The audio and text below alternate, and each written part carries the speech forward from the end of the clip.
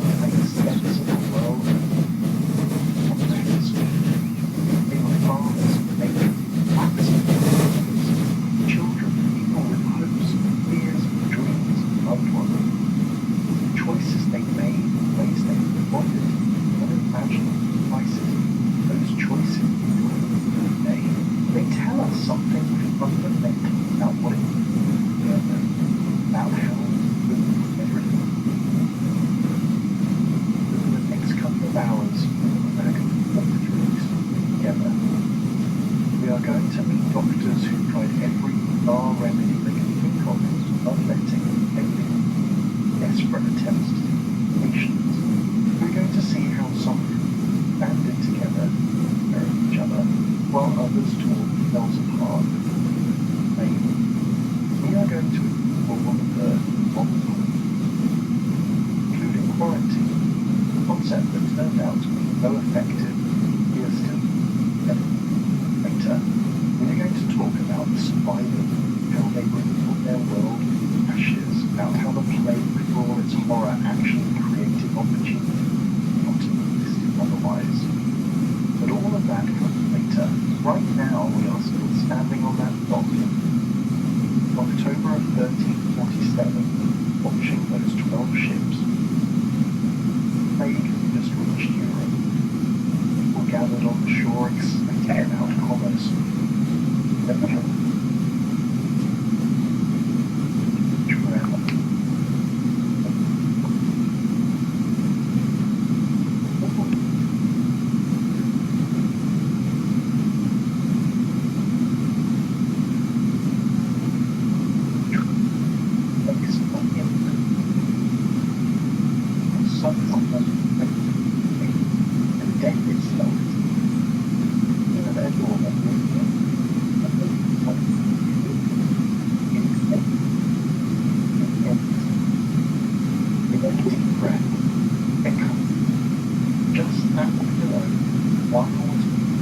Because this is a story about the darkest chapter in European history, yes, but it is also, I cannot emphasize this enough, it is also a story about light, about resilience, about how we survive and survival is possible, about how in our darkest we discover strength. The 12 ships have docked, the rats have scurried ashore, the fleas have found new use. The plague has arrived in Europe. Coming months reshape this continent in ways both terrible and strangely transformed. The world that existed before October 1387 will never return. But the world that emerged from the ashes of Black Death will be something entirely new. And the story of how we got from one to the other is what we are here to explore together. So let us take the first steps together. Darkness and discover humanity found a way to survive, Europe eventually become a better journey starts now. So we have established that Europe in 1307 was not exactly the best life. But let me take you into what that actually looked like on a daily basis. Because understanding the quality of life is crucial to understanding why the plague devastated. Picture yourself as a peasant farmer in North France, say around 13. Wake up before dawn, no point in daylight. Your house, that is basically one room with dirt floors, thatched roof when it rains. The walls are made of wattle and lawn, just a fancy way of saying woven sticks covered in mud and straw. There are no windows, or maybe one tiny covered with oiled cloth. Glass is wildly expensive. Anyway, windows just pulled in. Your bed is not really a bed. There's a pile of straw covered with whatever rough fabric you would probably wool within pricing. And here is something that might surprise you. During winter, you bring your family cow, maybe pig if you are lucky, chicken. Not because you love them so much, though. I'm sure you do in your own way, but because their body heat helps keep everyone from death. So you are literally sharing your space with livestock. The smell alone would probably knock us modern folks unconscious. You stumble out of bed, your joints aching. You're probably only 35 years old. Body fit. A lifetime of back-breaking labour will do that. First thing you do, check if everyone in your family made it through the night. I am not being dramatic here. Infant mortality is roughly 50%. One out of every two not making it birthday. Childhood disease, malnutrition, infections, minor cuts, any of them. So every morning that your children wake up breathing, genuine miracle. Your wife is already up, focusing life into the fire that smoulders the central hearth. There is no chimney, just a hole in the roof, so actually smoky. Your eyes burn, your lungs ache. You're so used to it, barely notice. He is making breakfast, which consists of leftover bread from yesterday, maybe softened in ale, already going stale.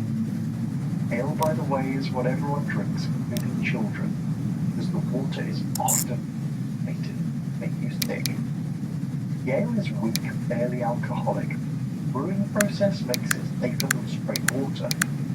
If it is a good day, there might be cheese or a handful of dried meat or bread. If it is a bad day, just bread and ale. It is something on Christmas. You're lucky. The tax collector and the church have already claimed most of what you produce. You do not actually own them. Well, you are a tenant working family that belongs to the law of the manor house you provide, maybe even a castle if wealthy. In exchange for the right to farm this land, owe your lord several days a week you are required to work his your own. And then there is the tithe to the church, 10% of every use, plus various other taxes. The mill where you grind your grain, you have to pay to legally forbidden grinding grain anywhere else. Same with the other bread. By the time you've paid everyone who has their hand out, you're left with barely enough to feed the family. Now multiply this scenario across families throughout Europe. Everyone is on the edge, one bad harvest away from inflation. Remember, we've already talked about the Great Famine of 1320. People have recent visual memory watching their death. That kind of trauma does not just disappear. Linger, effective psyche of their generation. But here is where it gets interesting. Something Victorian suffering. Hardship, despite grinding poverty, constant spectre of death, pity, all were not miserable automaton. Rich social lives, they celebrated days with genuine joy, gathered in village squares for festivals, told stories, sang songs with games. Church calendar packed with holy days, which were also holidays, days when work stopped and never. There was a rhythm to life, a sense of belonging to the yourself.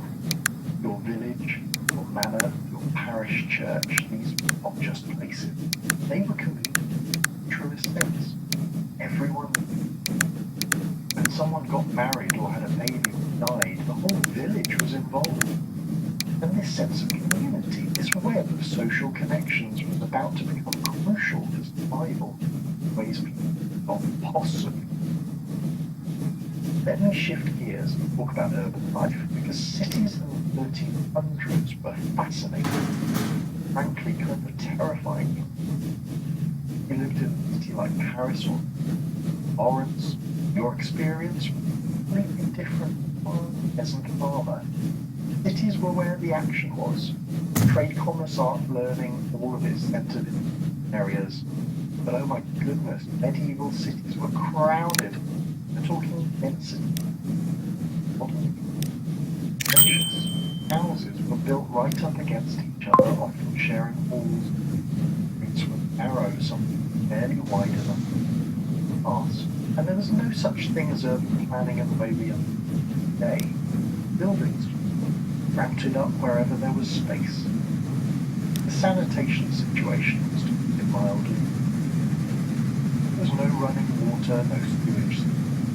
People threw their waste into streams or into rivers.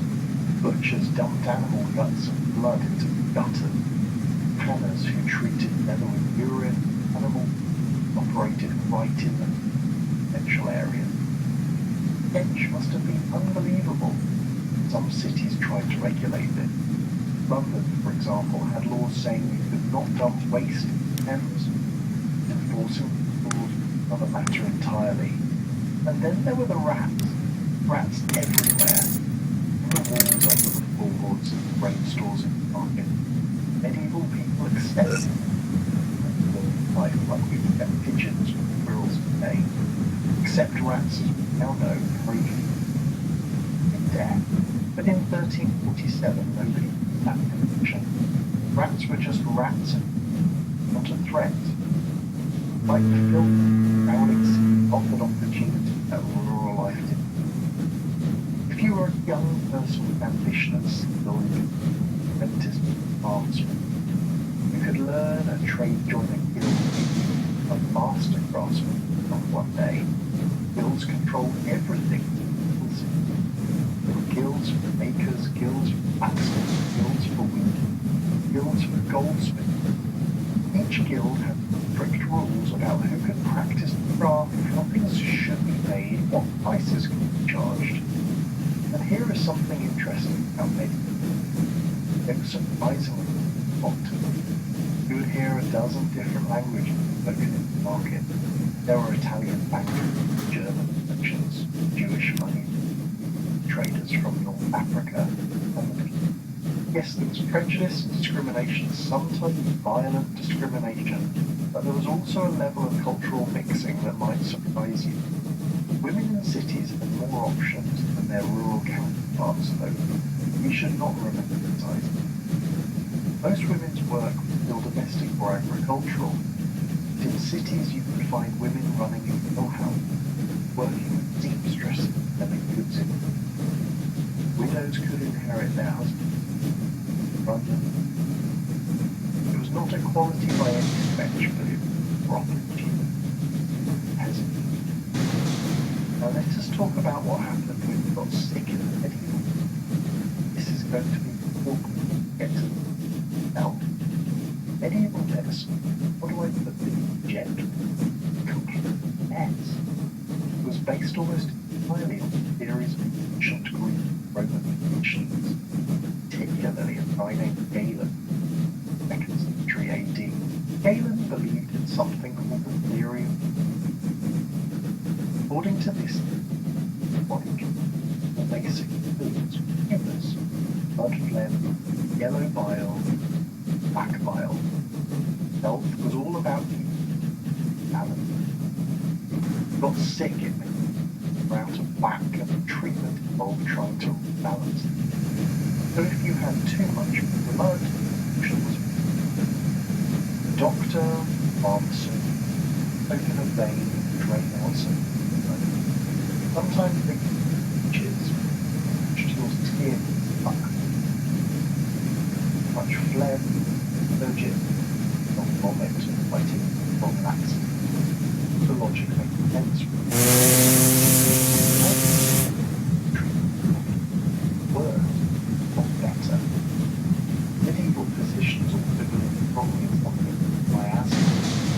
The idea that diseases caused by bad air, like foul-smelling vapour, rose from rotting or burning hospitals. This is why doctors ate masks during later plague outbreaks. The laundry was stuck poison, which they believe filter out the bad air and protect them. Now here is the thing. Miasma is wrong. We know now that diseases are caused by germs by microscopic organisms. The miasma theory is wrong. Useless. If you believe bad air causes disease, it might take steps to improve sanitation to unfilled quickly. Terrible. Those actions could have done for the wrong reason, actually spread of disease in some cases. This is a weird historical irony. When the plague arrived, all of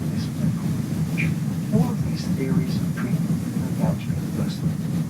Bloodletting and plague which had just faster, urging the brain body to regulate death. The aromatic, aflatoxin, absolutely not bacteria. Medieval medicine really helpless in the face of Black Death, and the doctor did it.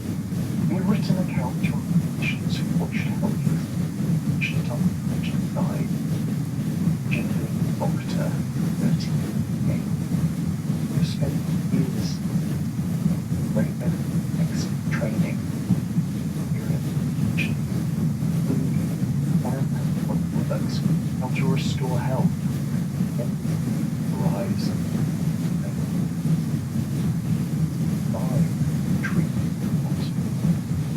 might die faster because some doctors fled.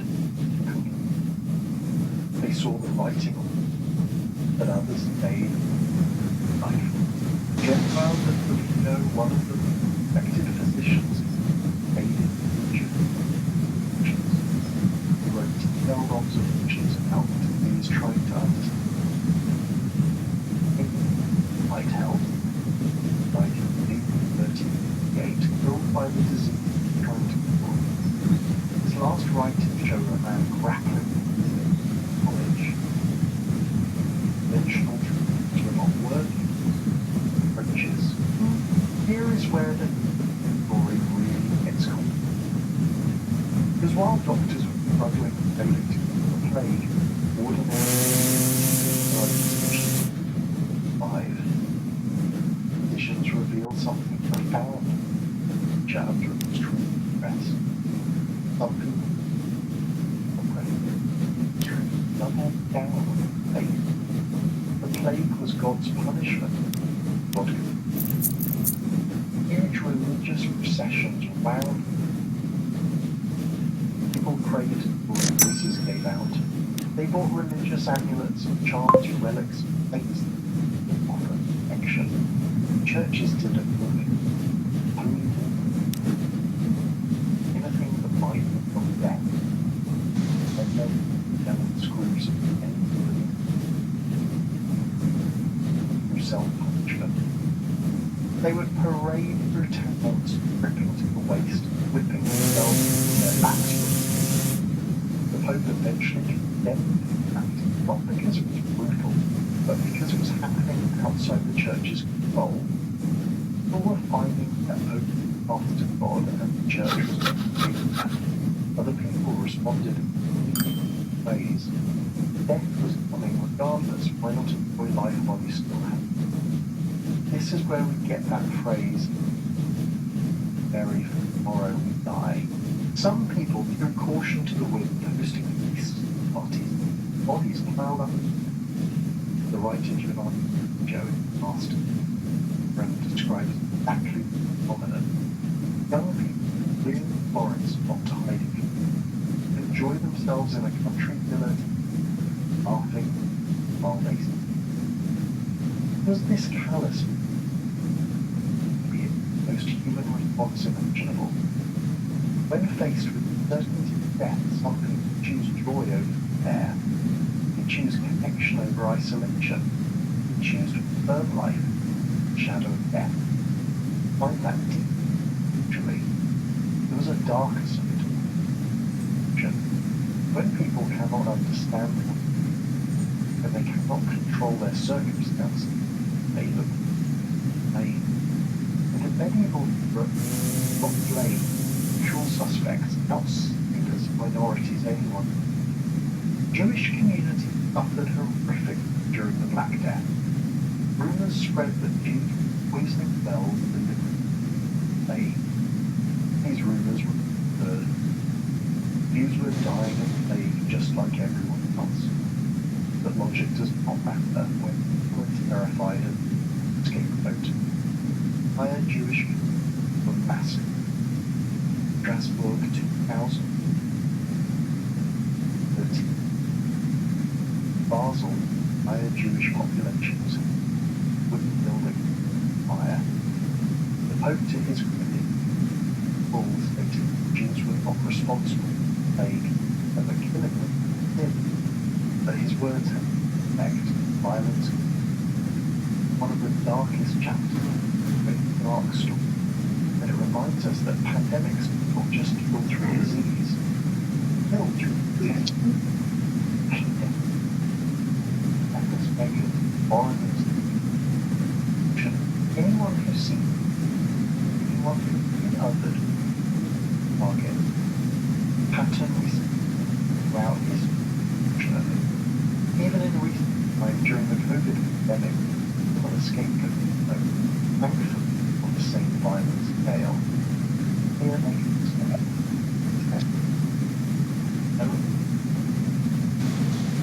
origin compassion. Priests dying parishioners they could be fed. Neighbours became each other's children.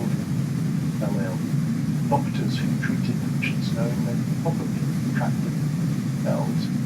Ordinary people doing extraordinary things, that is what we do. The Black Death revealed both the best and worst of nature. It showed us our capacity, yes, but also our capacity for love, sacrifice, perseverance. And that is why this story, as dark as it is, full of suffering and death as it is, remains fundamentally a story about the Bible. About the choices every part. So we've painted a picture now of Europe years before and during the plague. The world already under immense strain in the worst pandemic in recorded history. A world where many powerless social structures were crumbling as pollution reigned, but also a world where people were figuring out slowly to respond. Some of their responses were counterproductive or even harmful. Some of them actually worked. That is what we're going to explore next. Because amid all this chaos and death, not as developed. Some were based on mission, some were based on observation, some were lucky accidents. But a few of them, a precious few, actually helped slow the plague. And one of those strategies, quarantine, and one of them, public health, concepts so effective, we'll use centuries later. But let us turn our attention to the Bible and ask the question, how did they do it? What choices? What can we say?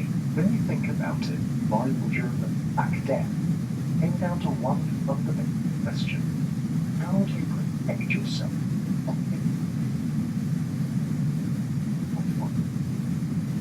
The answer, it was not found in a textbook or religious doctrine.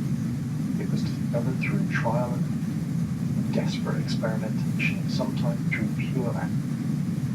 And the most effective strategy, the one that lies of policy makes sense, came from an unlikely source, or city coast, already lost half its population. Let me tell you about which today we know as Dubrovnik, Croatia, 1388 plague devastated. Ships arrived daily from extreme ports across the Mediterranean, with them death. City officials watching their population collapse realized something was now but revolutionary. They were plague spreading from person to place through contact and travel. Think about how radical this observation was. Remember, most plagues on corrupted air or divine punishment or astrological.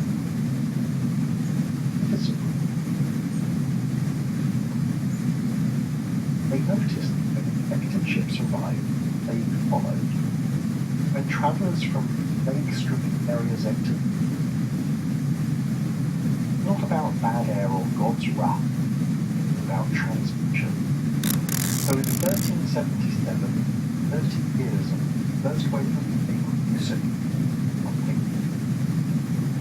they required all ships arriving in the plague-affected area to anchor designated location out place 30 days for anyone who under 30 days. They called this Trento Hollywood 30. After 30 days, everyone on board, healthy, they could enter. People got sick during those 30 days, while they put into blood, other than died. Later, other cities extended to 40 days quarantine. Italian word for 40. That is where we get our modern word quarantine. 40 days of enforced isolation. Why?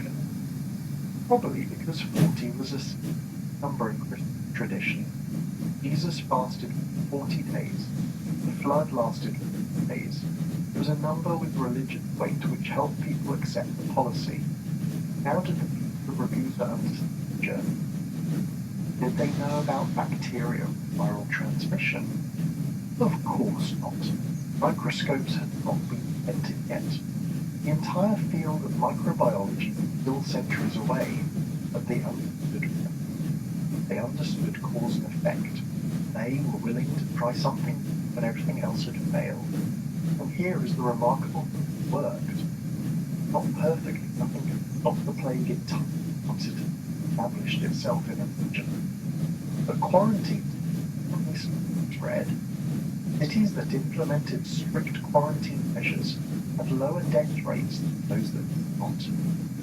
It is one of the first examples of evidence based on health policy. Venice, that grand maritime republic, took quarantine further.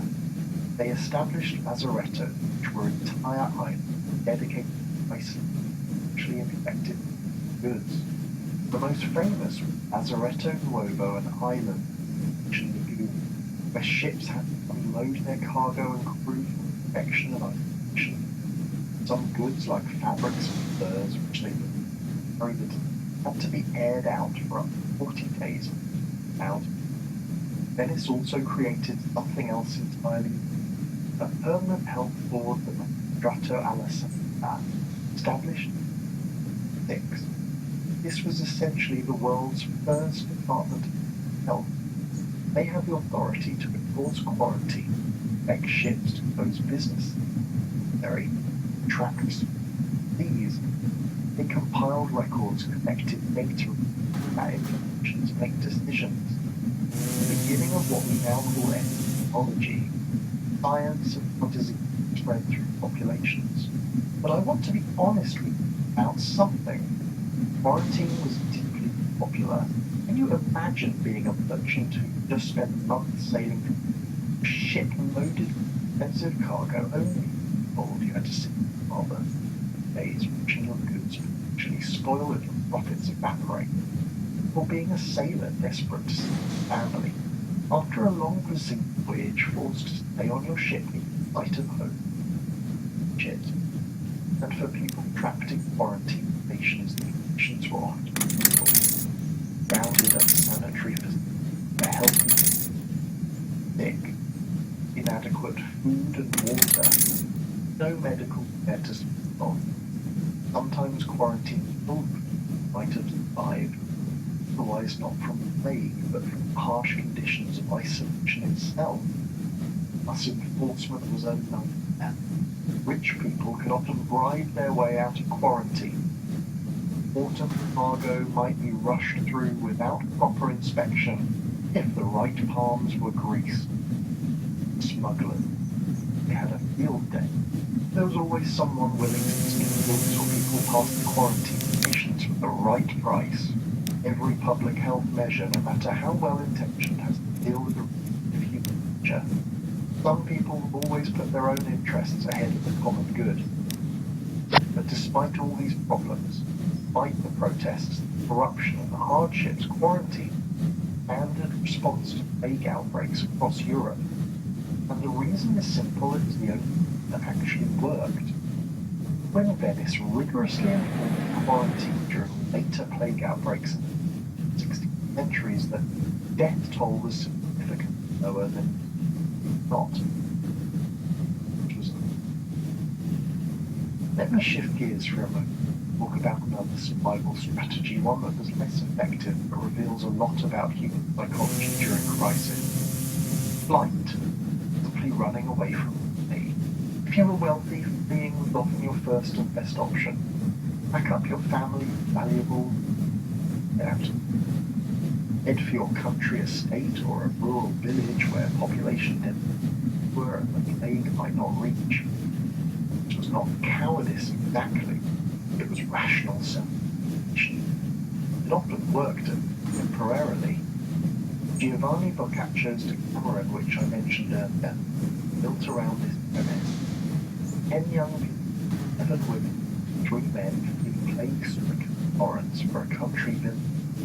While death rages in the city, spend their days in gardening, comfortable rooms, and each other's stories to pass the time. It is a beautiful, melancholy book full of wisdom, very human observations about life and death. But here is the uncomfortable truth.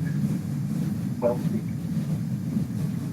peasants and labourers, craftspeople, they were stuck. They could not abandon their land or their workshops or their obligations to them. Like able to get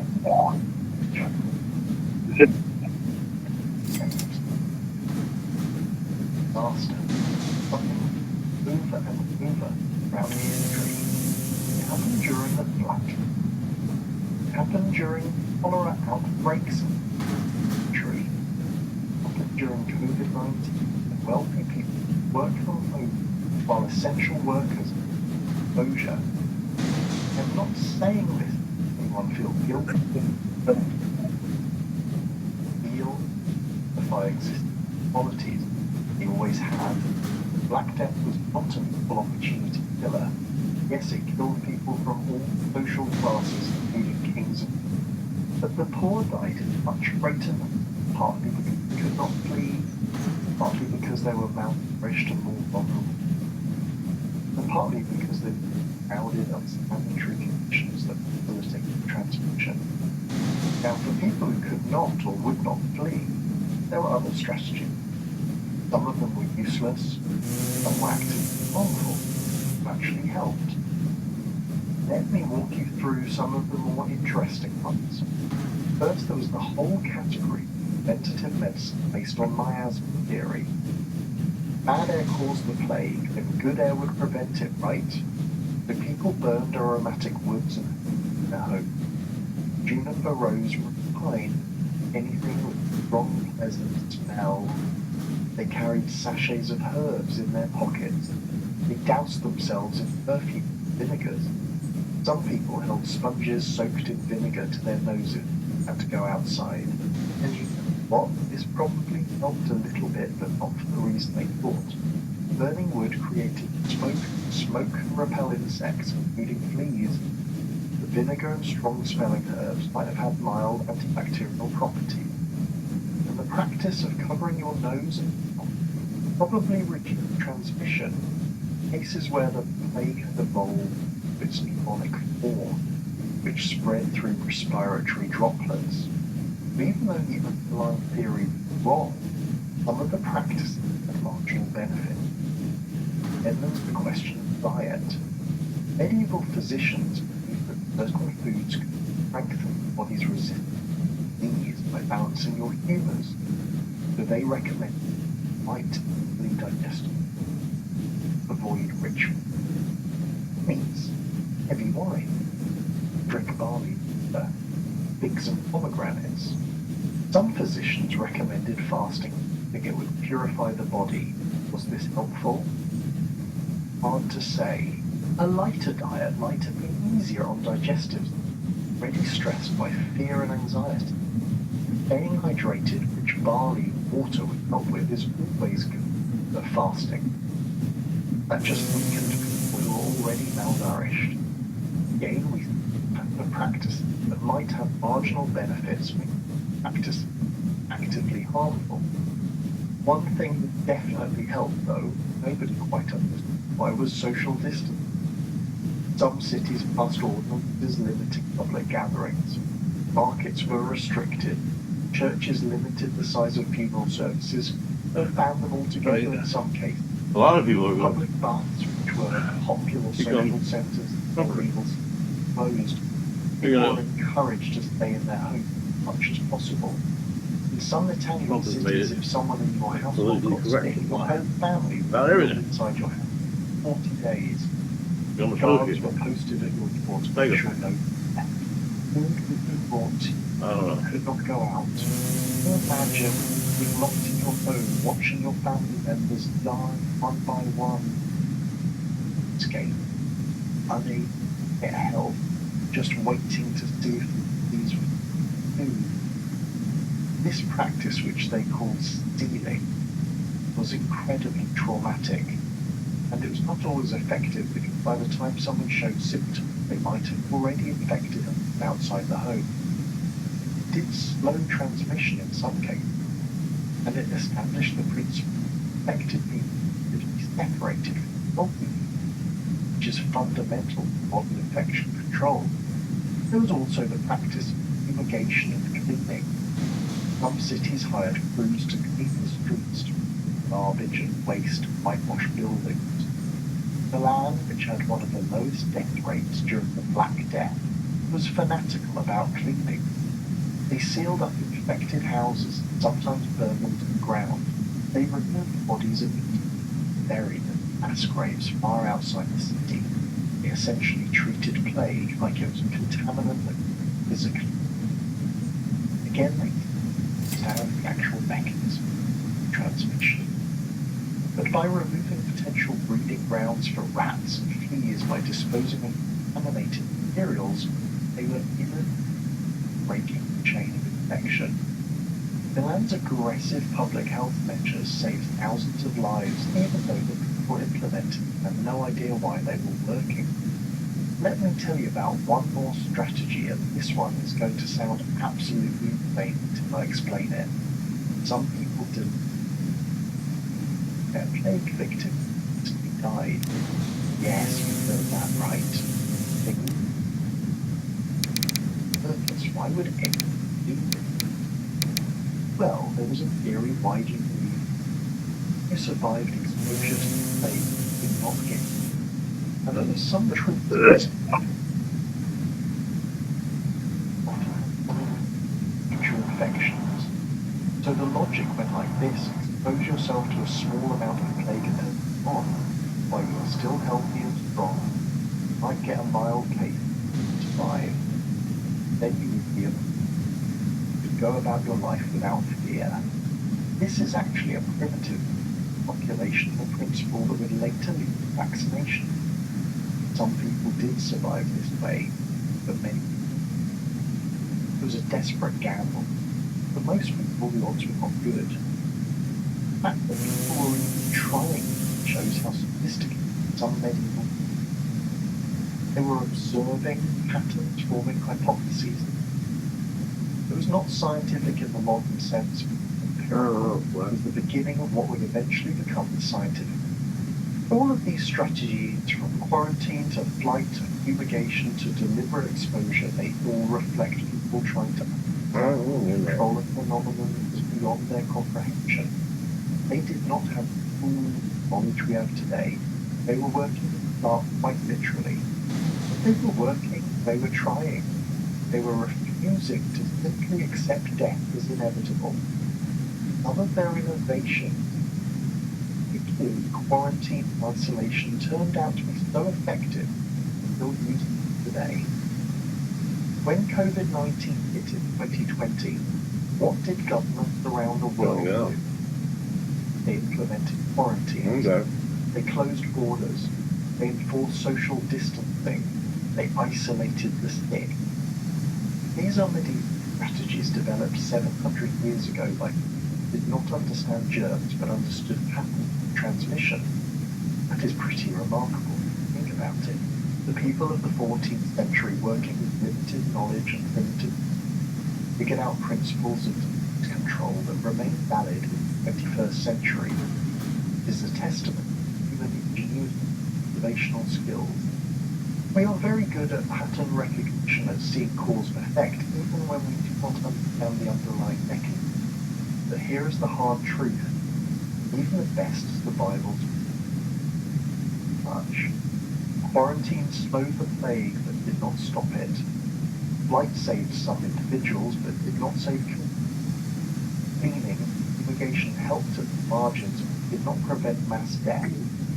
The Black Death, once established, was going to kill a substantial portion of the population known as swamp. And the psychological toll of living through this, watching your neighbors die, of not knowing if you would be next, of trying strategy after strategy and seeing them fail, that toll was immense.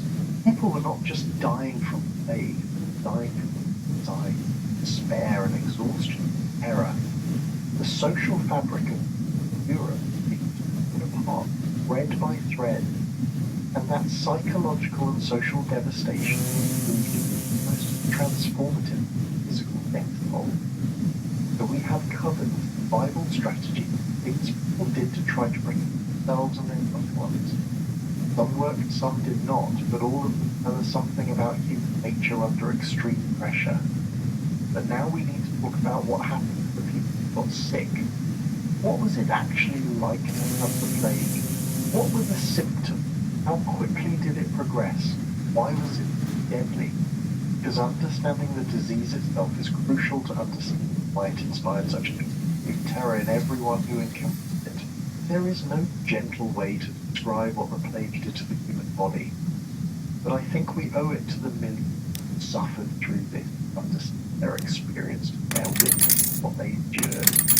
So let me walk you through what happened when the plague took hold of someone day by day, symptom by symptom. Usually started with feeling like first. It's like chill, maybe, a vague sense of being off. You know that feeling when you are coming down with something but you are not quite sick yet? That moment where you think maybe it's nothing, maybe I just...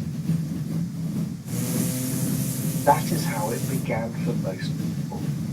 But within hours, not days, hours, things would escalate dramatically. Chills would intensify until your whole body was shaking uncontrollably.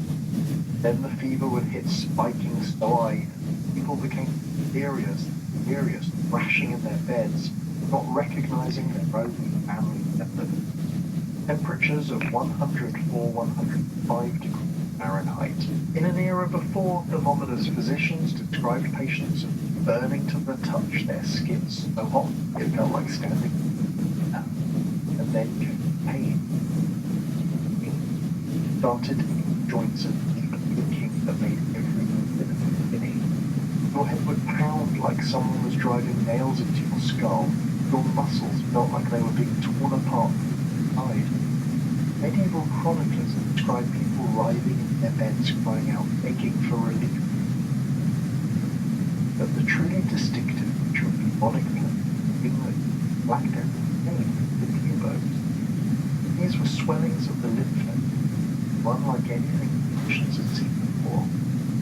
Imagine waking up, second or third day of illness, discovering a lump in your groin or under your arm or on your neck.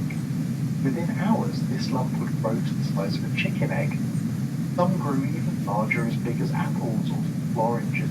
Medieval physician Guy de Chauliac, the personal physician to Pope Clement VI, and actually survived his own bout of the plague, left us detailed descriptions. He wrote that the buboes were exquisite. The lightest touch made patients scream. The skin over these swellings would turn dark, sometimes black, sometimes deep. Severe cases, skin would open, pus, according to free accounts like rotting meat quickly. And here is something that really gets to me. People knew what those meant. By the second or third month of the plague in any given city, everyone understood that develop these swellings were going to die. Imagine discovering one on your body. The absolute terror of that moment, knowing that you had 3 days left to live, that you could say goodbye to everyone you loved right now while you still could form words. The timeline was brutally fast. First symptom of death was typically 3 to 7 days. 3 to 7 days, not weeks or months, fine like many diseases. Just a handful of days from feeling fine to being around. Medieval people were used to death far more than we are. They saw it all the time, but this speed, this sudden violence was different. It did not give people time to prepare to come to terms to tie up loose ends. Now bubonic plague was the most common form, probably accounting for 80 to 90% of cases. But there were 2 other variants, both even deadly. Septicemic plague occurred when the bacteria entered the bloodstream directly bypassing the lymph. This form was horrifying. Fever was even higher, often reaching 106 degrees or more. Extremities, fingers and toes would back as tissue died from lack of blood flow. People would go into shock, their blood pressure plummeting. Many died within 24 hours of first symptoms, often before any other warning signs appeared. Some people literally went to bed healthy, woke up. Their family members would try to rouse them and some of them had died. And because of the blackened skin, people called this form the Black Death specifically. Later, the name came to apply to the entire pandemic. There was plague respiratory. This one terrifies people even now. When the plague bacteria infected the lungs, victims would develop a violent cough. They would start breathing, tinged with blood, then streaked with blood, then pure blood. They started with on YouTube and desperate. They would fight literally drown as their lungs filled with cruising 3 hours. They supposedly did catch it just by being actually fight required no infected bacteria. Just breathing the same air as the civilians. This form spread like wildfire. 3 hours was there, right? The mortality rate was essentially 100%. If you don't know chronic plague, And then he's videoing it. period, there are no recorded cases of surviving it. Human Period. will. Medieval physicians And then, watching all this unfold. His Patreon account. Peter Shaliak wrote in his Ask medical treatise, donate. "It's utterly powerless They get more by more conventional treatments failed. Research with They tried everything in We learn more about something else. the purgatives to expel evil humans. basically they had Herbal remedies, prayers, amulets. Nothing worked. His patients died regardless. Something else I don't understand. And here is what makes Maybe this you could account so poignant. clarify That for the me. shameful thing was not that physicians could not give plague, it was that they The patient would be worse. Their entire medical Would framework work. built on centuries of And, accumulated knowledge was useless. They had Many. no explanation for why it spread so quickly, why it killed something that was spared others. How It it worked, we seemed to can strike go down randomly and without regard for age or awful virtue. Some doctors did make observations, though. They noticed that people cared for plague victims than sick themselves. They noticed that I the worked disease 5 seemed to days. spread along trade routes. They noticed that fleeing infected areas Video I was kept you praying. safe. To get more. And I wanted to hear of that theory because they lacked Oh, well, the fundamental concept of regions. They open on. the medieval did not really have a framework for person-to-person transmission of disease through humans or agents. They understood that some diseases could spread through contact. Yeah, Sure, well, they did not understand why. The idea that tiny organisms lead one body to another Until the and cause power illness is beyond their conceptual reach. So when doctors tried to treat the plague, hours a they day, were fine. easy. They would lance the vulva Guys go out right now. the pus. Fair one. Think this would relieve And the only reason I had humors fair one causing this. was In reality, probably just caused additional trauma to patients who were Well, already in yeah. agony. they Pain of having those No, swollen, two. inflamed lymph nodes without anesthesia cover must have been are unbearable. full time. They would apply various What? poultices to those. Some recipes sound almost reasonable mixtures of herbs like sage and rue, substances like egg yolk and honey. Other remedies were absolutely revolting. When you're around, we One have popular 28. treatment involved mixing pink But other ingredients were paste, plastering it onto open stores. The theory was that Well, this yeah, drawing there we go. toxin. The reality was that it probably Get back down introduced again. additional infections. Worse. Another common remedy, Theriac complex, gelatin. 80 different ingredients, including opium, viper flesh, brush gems, and various herbs. The recipe was ancient, supposedly created by physicians in antiquity. It was fantastic, In the expensive. world, The wealthy could afford it. Did it work? I paid Well, for the a opium book probably made people everyone. uncomfortable, like dulling, pain, suppressing It coughs. was $150 a year. But as a cure for plague, some physicians recommended patients drink their own urine, bathe in it, to prescribe solutions from crushed emerald or gold I think dissolved. 1975 was the last The year. logic was that these precious We substances was advertising on TV. And, nerves for the body. So that people are swallowing ground up rock. Think helpful, sometimes And the causing Abaddon. and then measures. Some doctors recommend using pigeons on the buboes, Do a lot. the theory being that the bird somehow absorbed it. You would have a poor plague victim already suffering bite groin or armpit. The bird would inevitably die when stress or not attracting the plague itself, and then you would replace it with a new bird. This continued until either the patient recovered, which was rare, or died, which was common. Bloodletting practiced on the plague patient. Physicians believed that excess blood would balance the healers to fever. They would open veins and drain substantial amounts of blood into bowl. For someone who was already weakened by disease, who needed every ounce of strength to fight the infection, losing amounts of blood was catastrophic. Many patients probably died from treatment rather than disease. There is a reason for going into such detail about these failed treatments. Not to mock medieval physicians who were genuinely trying their best with the knowledge they had, but to help you understand the absolute desperation we felt.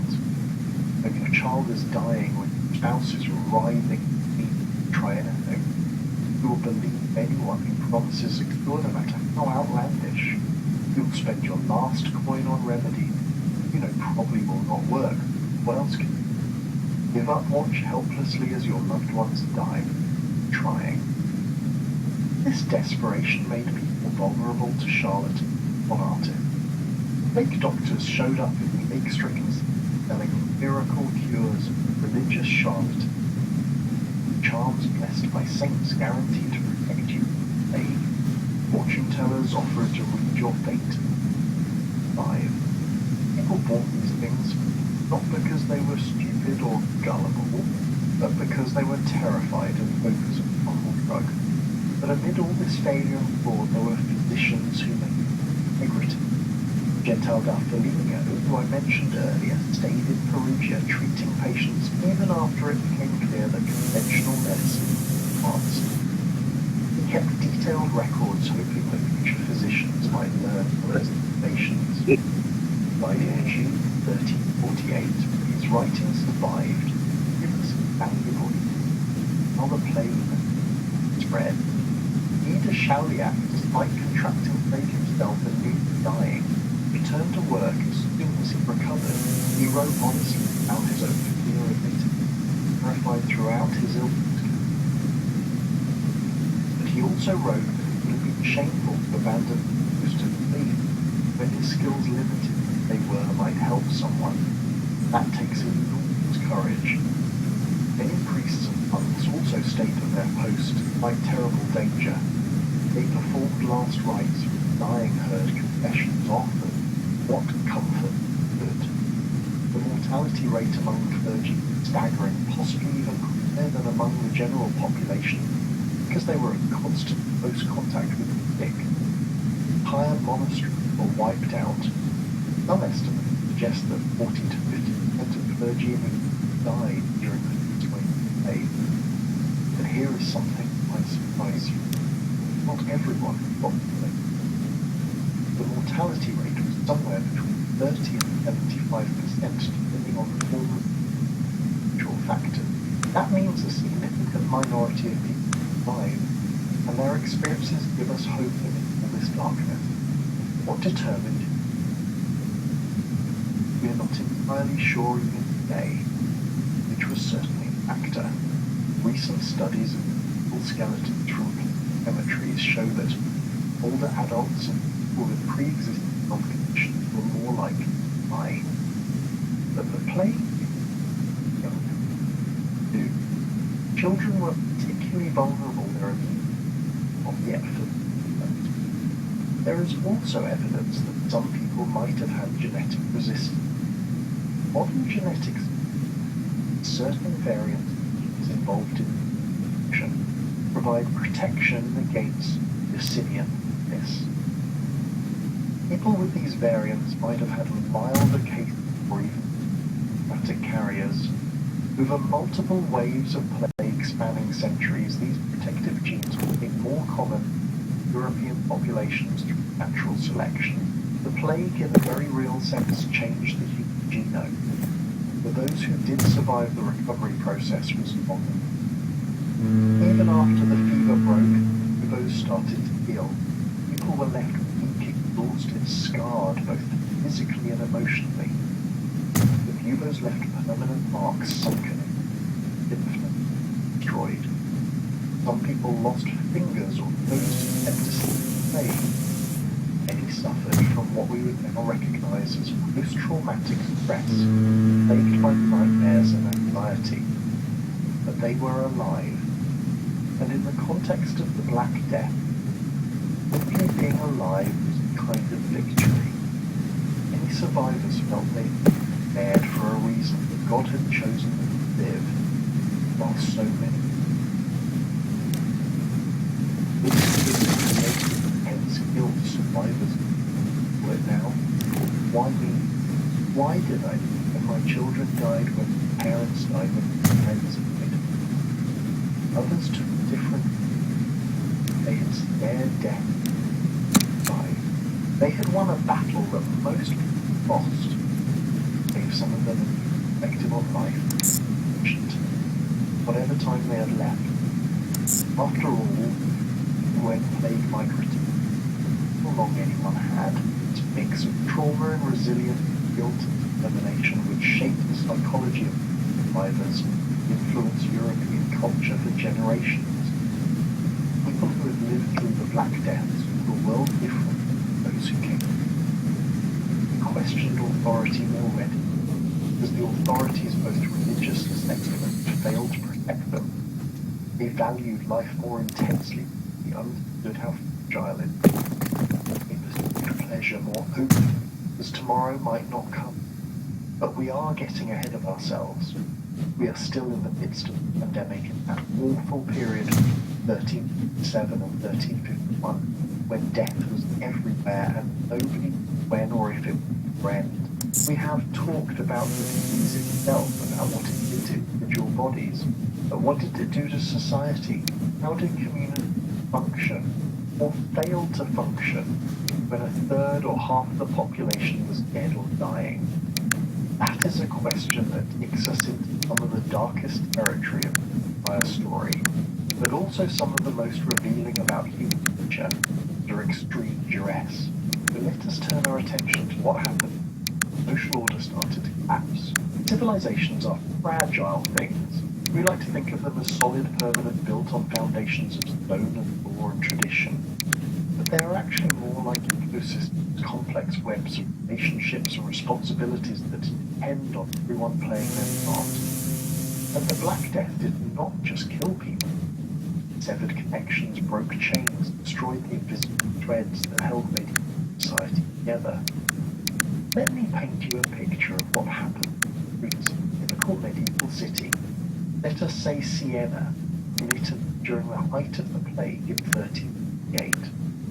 Siena was one of the great cities of Europe, centre of banking art, home to about 50,000 people before the plague arrived. An anonymous chronicler who lived through it left us an account that is both heartbreaking.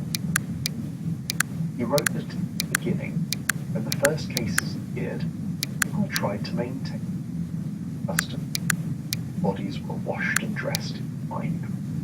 Priests came to say prayers. Families gathered. The dead were carried in procession to the church and buried in consecrated ground with full ceremony. This was important to understand. Medieval Christians believed that proper burial rites were essential in the soul's journey through life. Dying without last rites, being buried improperly, spiritual catastrophe as bad as death itself. But within weeks, the sheer number of dead overwhelmed every social institution. There were not enough priests to perform last rites. Many priests had fled, or they themselves were dying. There were not enough grave diggers to dig individual graves. There were not enough coffins. Carpenter shops could not keep up with demand. Anyway, not sick. So people started improving bodies in the streets. Someone would collect them eventually. They buried multiple bodies in single graves, strangers packed together in the earth. In some cases, they just dumped bodies into hastily dug pits outside the city walls, dozens or hundreds at a time, with no ceremony, no prayers, no markers. The Sienese chronicler wrote that people died with such abandon they were handled and buried like dead goats. Think about what that means. These were people who had lived their entire lives in society. Death rituals were sacred, where the proper treatment of the dead was a fundamental obligation. And now they were reducing their own family members to the status of livestock, not because they did not care, but because they ignored them. The system is broken down, but it gets darker. As fear intensified, people started abandoning the sick. The chronicler wrote that fathers abandoned children, husbands abandoned wives, one brother another. If someone in your household fell ill, the safest thing to do was get away from them. They did exactly. They fled their homes, relatives to die alone. Now, before we judge too harshly, put yourself in that position. You watch plague tear through your neighborhood.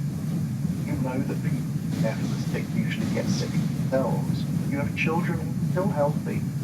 Do you stay and care for your spouse knowing you will probably die or your children? Or do you take your children and run, giving them a chance at survival? There is no good answer to that question. Both choices involve terrible sacrifice. Thousands of people had to make that choice in real time in conditions of absolute terror, with no time to think it through carefully. It is easy for us comfortable in our modern home to say what we would do if we had the abandonment of the sick created a peculiar and grim economic opportunity. Some people, usually the desperate poor who had nothing to pay, they were called beccamotti in Italy corpse keepers. They would enter infected houses, enter the thick, remove bodies, clean contaminated materials. The death sentence, essentially. Most beccamotti died within weeks of the job. But if you were already starving, family was on the edge of starvation, and life might be worth the risk. At least your children can live a while longer. These corpse carriers were both necessary and despised. Society needed them desperately, treated as pariahs, who might spread death wherever they went. In some cities they were required to carry bells or wear special clothing so people could avoid them. They were forbidden entering churches, markets, and public spaces. When they eventually died, which they always did, they were buried in unmarked graves.